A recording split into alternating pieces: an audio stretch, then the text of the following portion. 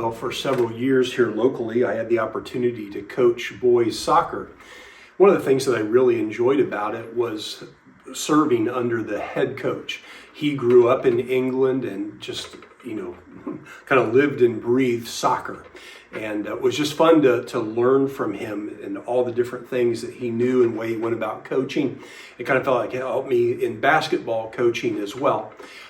Anyhow, when we would start practice, really pretty much every day, the first, maybe 20, 30, 40 minutes, the kids always did basically the same drills. And that's okay, at the first month of practice. But after a while, the boys kind of like, can we do something different to start a practice? And he did not relent. Practices were the same set of drills every day. They were doing these basic fundamental drills to be ready to play. Here recently, our local soccer team did a fundraiser, and so I had a chance to go down and watch the Columbus Crew play.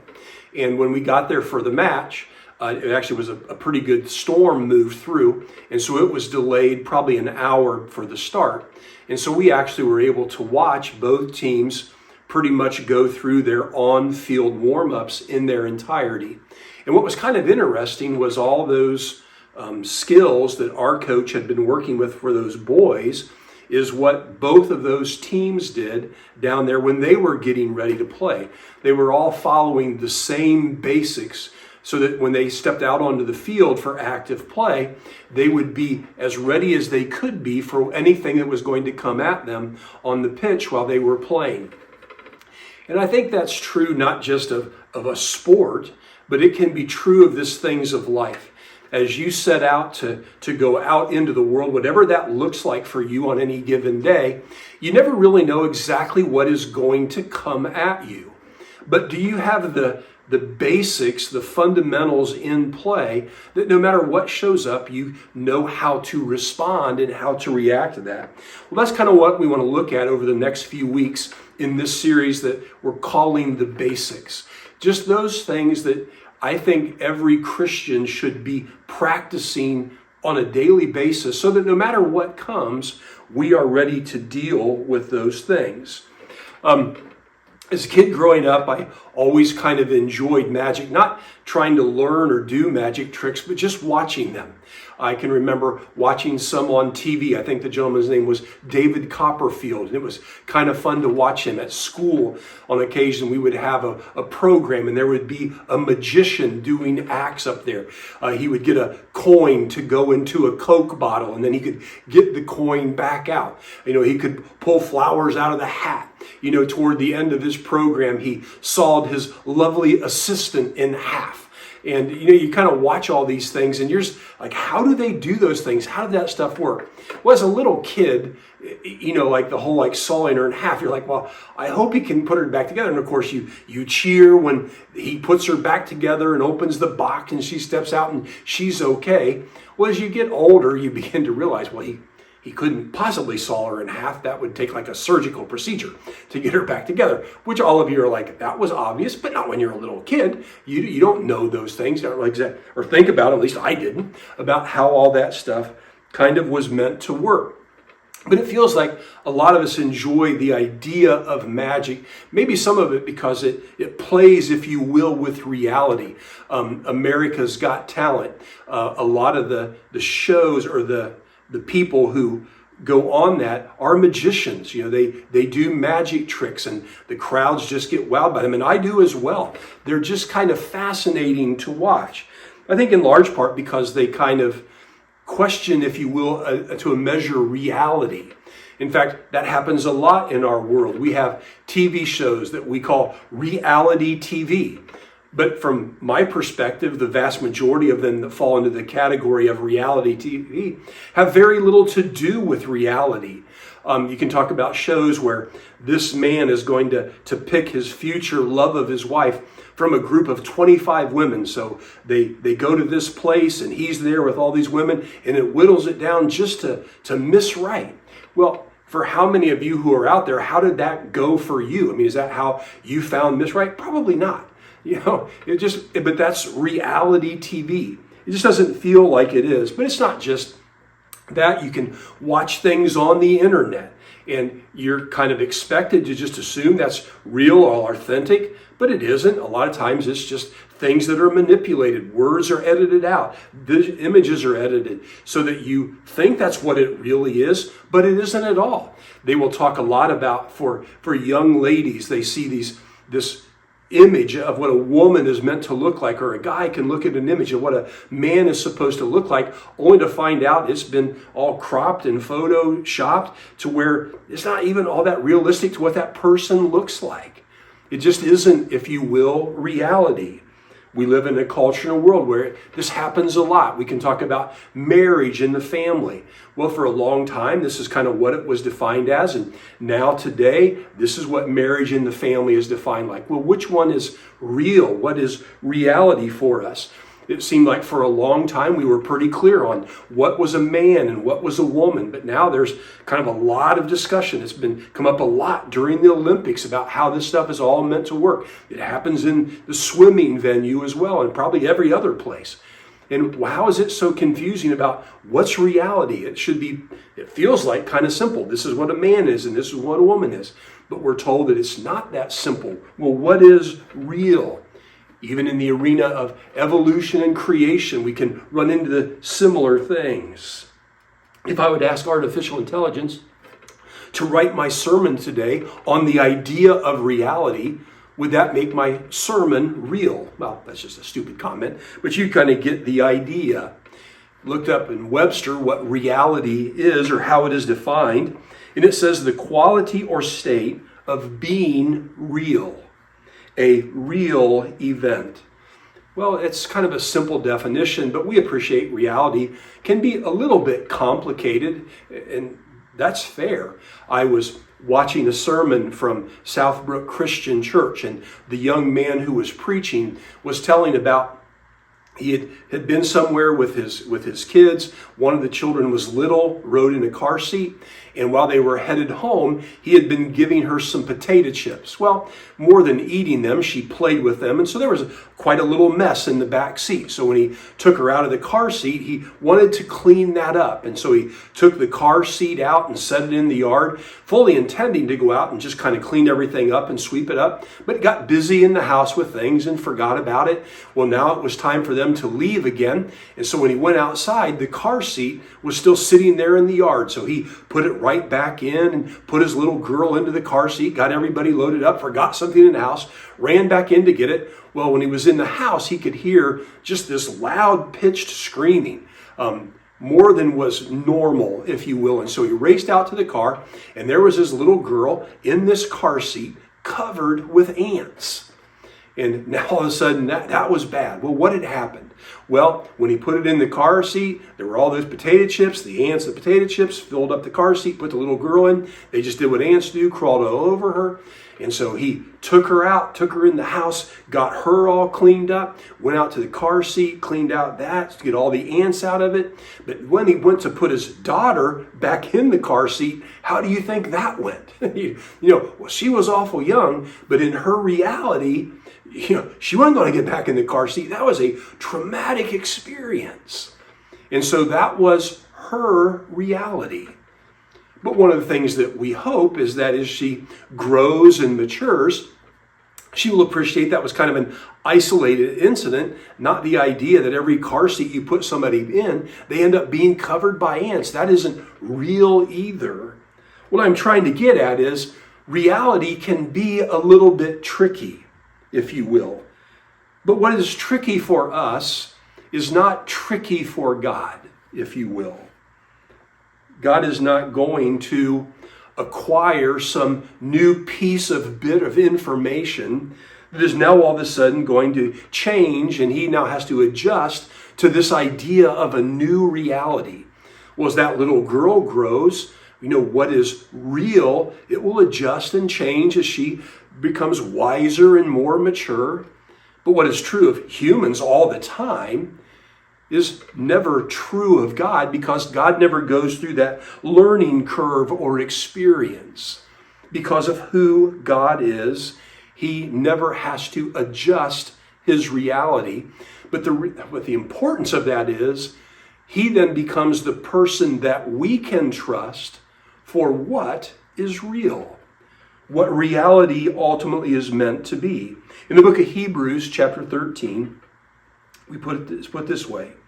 Jesus Christ is the same yesterday, today, and forever.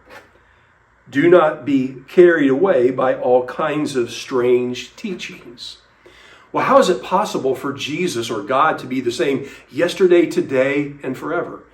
Because his reality isn't this thing that is in flux, adjusting to bits of information that become a part of his world, and so he has to react or respond to them. That's not who God is.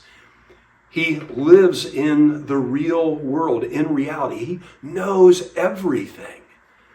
And so because of that, he is someone that we ultimately can trust.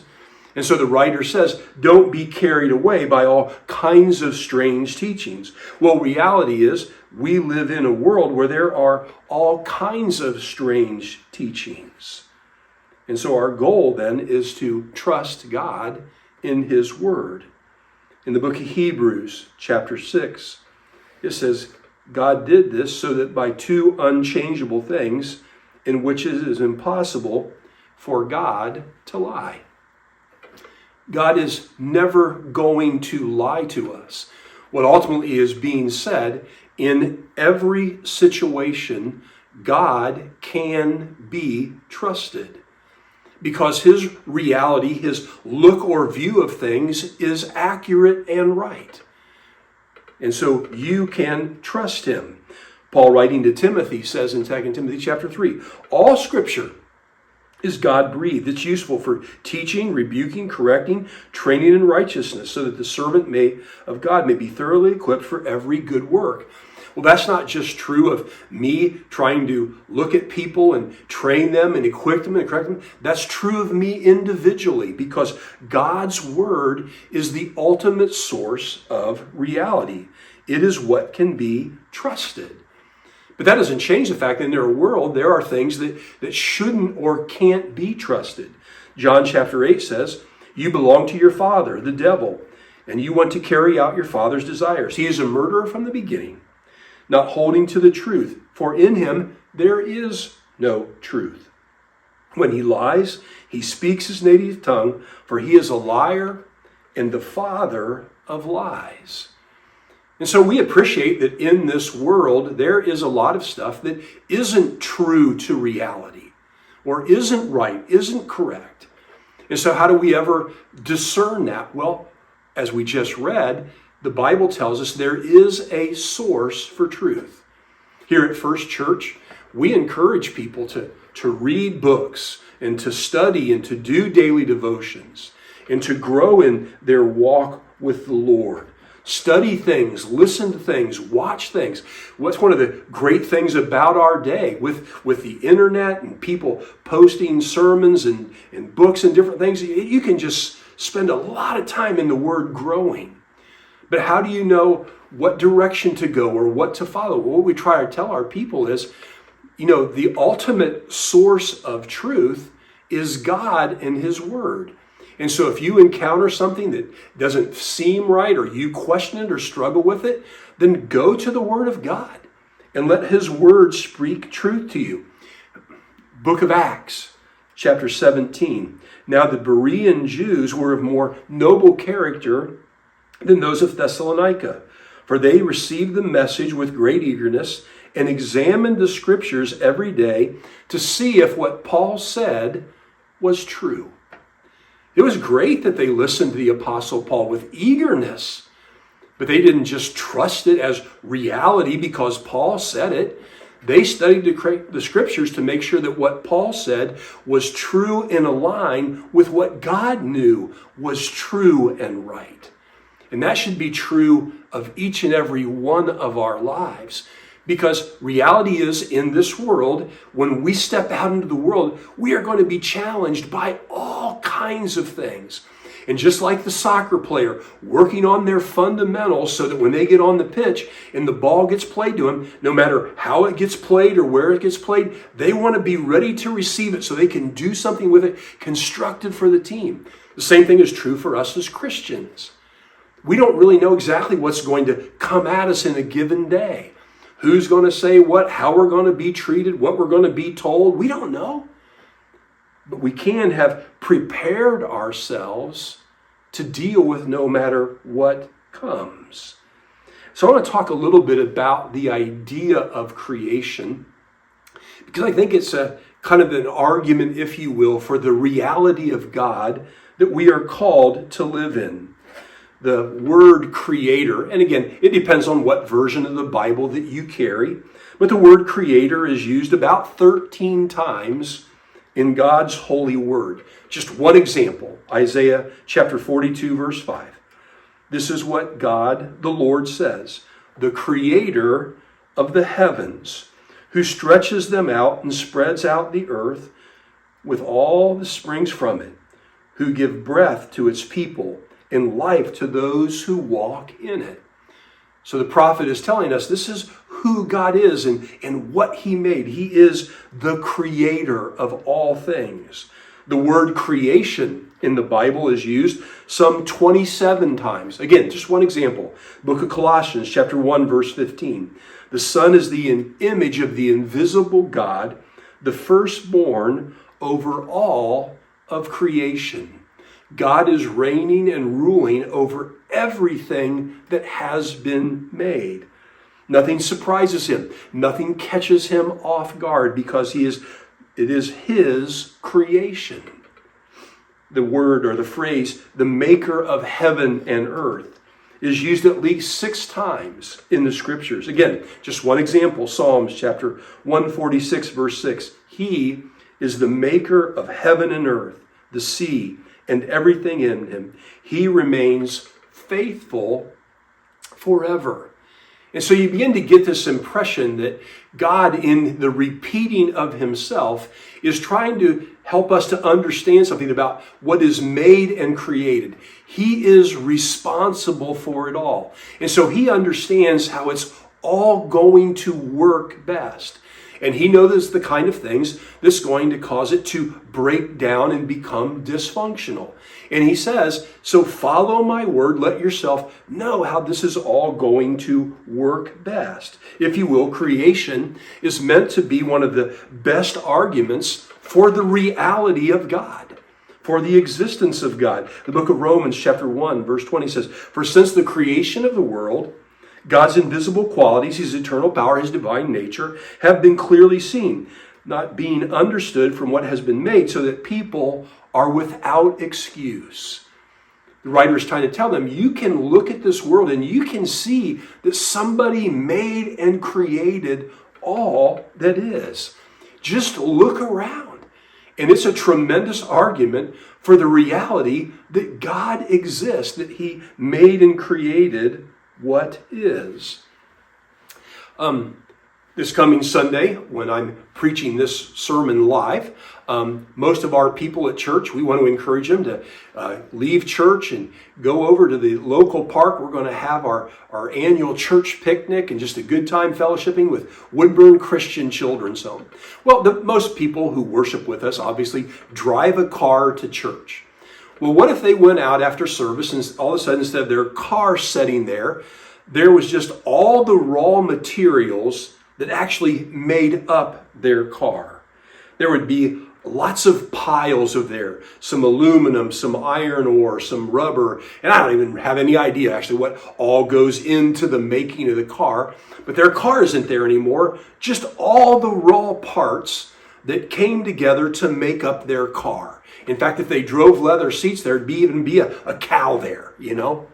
Well, just for argument's sake, think about it for a moment.